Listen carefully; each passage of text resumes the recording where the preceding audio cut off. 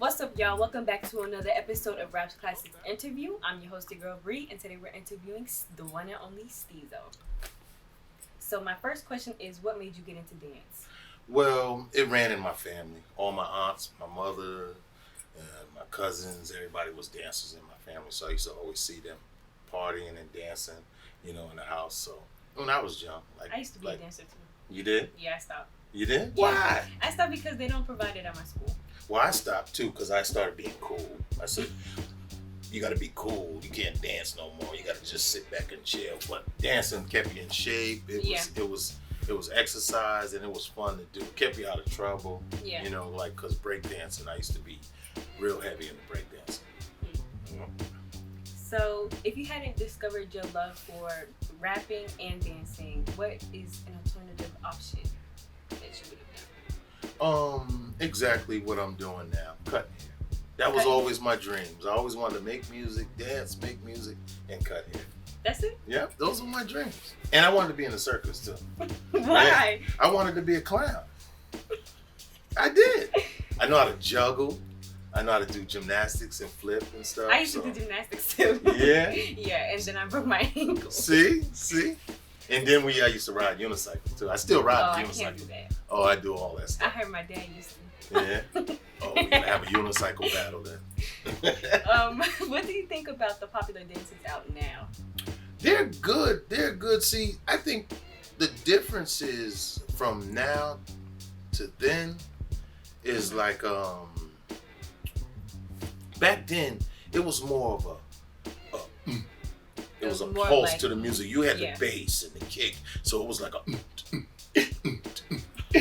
you know what I mean? And now it's just like... Now it's just like... Do whatever.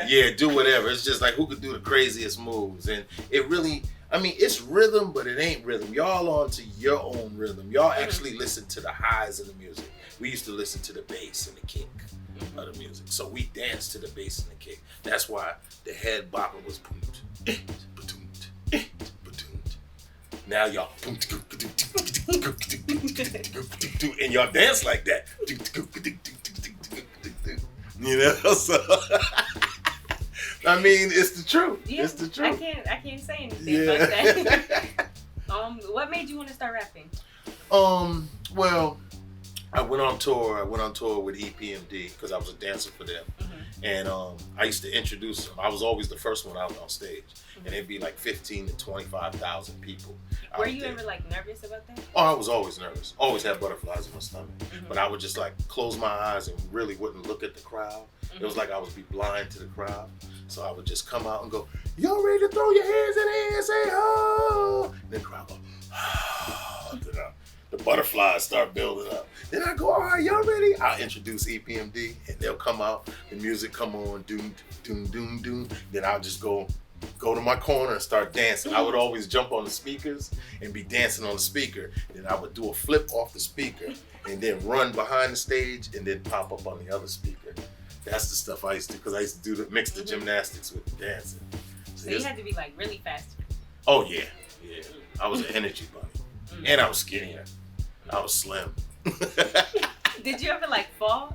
Oh, all the time. Really? Oh yeah, all the time. Ooh. But I knew how to fall.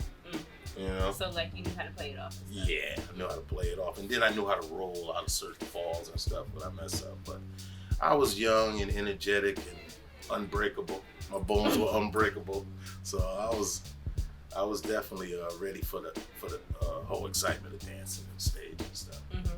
Because usually when I start dancing, I get butterflies. I'm like, oh, what if I mess up? But then I have to tell myself, calm down. It's all right.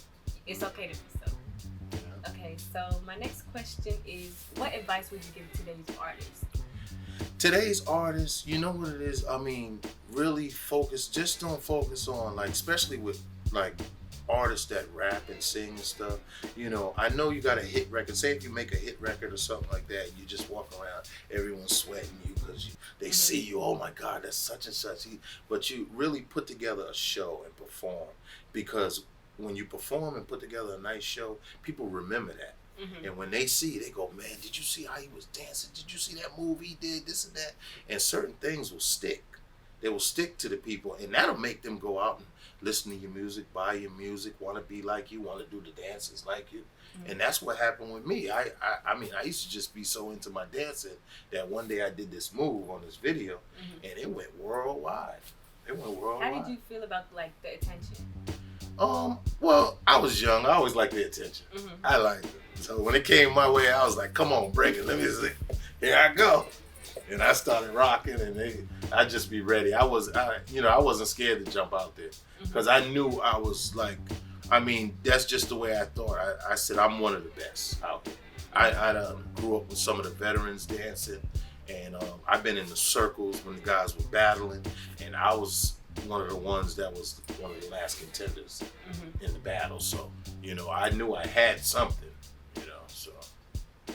How did it make you feel for dancing for one of the biggest, like, hip-hop groups? It was so funny because actually back then I didn't really think about it because they had just came out. They were big, but you had your Run DMCs, you had your Jazzy Jeff and the Fresh Prince, Public Enemies. You had bigger groups than them. So we were like up and coming, but we weren't large yet. But to see what they grew into now and the impact and just the fans and everything, I was definitely blessed to be with, somebody like, a group like Epmd. And I was so happy Parrish brought me in because PMD brought me in. Mm-hmm. He brought me in, and I mean, if he would have never did that, you probably would have never heard of Stezo. Mm-hmm. Yeah. So I have another question. This is going to be my last question. Okay. So what started the whole dance battle between you and MC Hammer? Well, MC Hammer was a West Coast dancer. I was an East Coast dancer. Like, we had the clubs in New York that we used to all meet up. We used to meet up at Union Square, Latin Quarters, the Rooftop, Red Parrot. And I mean, you had the IOU dancers. I was down with the Untouchable dancers from Queens. So, I mean, these were like Stretch and Cliff and all the guys they were known for dances. They were in all the hip hop videos and stuff like that. So we used to meet at the clubs and get in the circles and we would go at it. And I mean, it was just like, it was almost like you there practicing, but you're still getting your skills up too. So, and we didn't know that we was gonna be like, we was gonna hit the world and be on stage and do. Because some of the guys that I used to dance with, they went on to dance with Janet Jackson. And, I mean, big groups like that. So we never thought it was just hip hop. We were just doing our thing, and you just dancing for fun. Yeah, it was for fun. I mean, we didn't care about the money or nothing. It was all like, we pay, it cost like $15, $20 to get in the club. We had $25 on us. We had $5 to get us something to drink, $25 to get us in the club, and that's all. We'll go home and get something to eat, or we save $2 or $3 and go to Papaya in New York. You get the $1, 2 hot dogs and the soda for $2. That's all we needed.